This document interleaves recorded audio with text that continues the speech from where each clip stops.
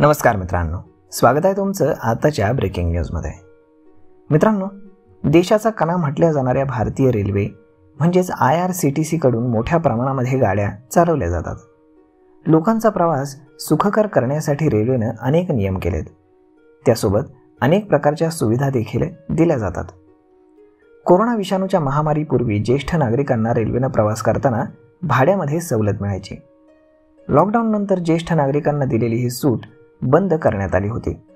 तेव्हापासून ज्येष्ठ नागरिक रेल्वेतील भाडं सवलत पुन्हा सुरू करण्याची विनंती करत होते।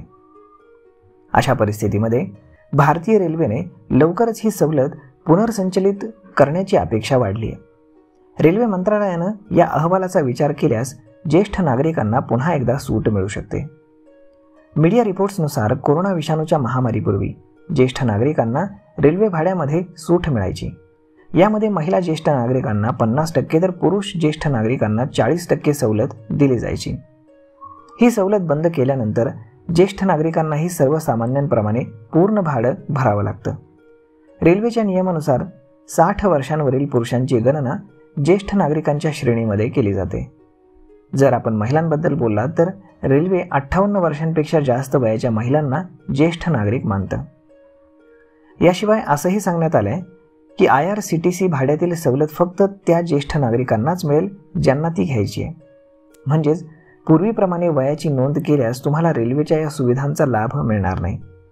आता ज्येष्ठ नागरिकांना तिकीट बुक करताना आरक्षण फॉर्ममध्ये डिस्काउंट कॉलम भरावा लागणार आहे। प्रत्येक प्रवाशाला वर्षातून 2 ते 3 वेळा ही सवलत देण्याचा विचार सुरू असल्याचंही सूत्रांचं म्हणणं आहे। रेल्वेकडून ज्येष्ठ नागरिकांना स्लीपर क्लासमध्ये देखील सूट दिली जाऊ शकते असंही बोललं जाते। श्रीमंत वर्गातील लोक या श्रेणीमध्ये प्रवास करत नाहीत असा यामागचा तर्क आहे। अशा परिस्थितीमध्ये गरजूंना डोळ्यासमोर ठेवून ही विश्रांती स्लीपर क्लासमध्ये दिली जाऊ शकते। तथापि या संदर्भात भारतीय रेल्वे आणि केंद्र सरकारकडून अद्याप कुठलीही अधिकृत घोषणा जारी करण्यात आलेली नाही। मात्र अलीकडेच रेल्वे मंत्री अश्विनी वैष्णव म्हणाले होते की कोरोना महामारीनंतर ज्येष्ठ नागरिकांच्या रेल्वे प्रवासामध्ये वाढ झाली आहे। कनिष्ठ सभागृहामध्ये एका प्रश्नाच्या लेखी उत्तरामध्ये माहिती देताना रेल्वे मंत्र्यांनी सांगितलं होतं की 20 मार्च 2020 ते 21 मार्च 2021 या कालावधीमध्ये 1,87,00,000 ज्येष्ठ नागरिकांनी रेल्वेनं प्रवास केलेला आहे। त्याचवेळी 1 एप्रिल 2021 ते फेब्रुवारी 2022 दरम्यान 4,74,00,000 ज्येष्ठ नागरिकांनी ट्रेननं प्रवास केलाय।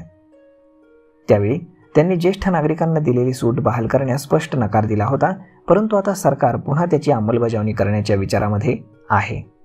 हा प्रस्ताव त्यांच्या समोर ठेवण्यात आलेला आहे आणि आता अश्विनी वैष्णव काय निर्णय घेतात याकडे सगळ्यांचं लक्ष लागलेलं आहे।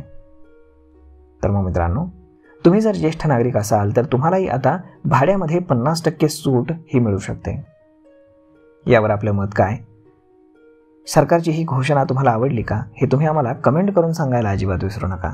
आणि जर हा व्हिडिओ तुम्हाला आवडला असेल तर आपल्या जवळच्या मित्रमंडळींसोबत देखील हा व्हिडिओ तुम्ही शेअर करायला विसरू नका। धन्यवाद।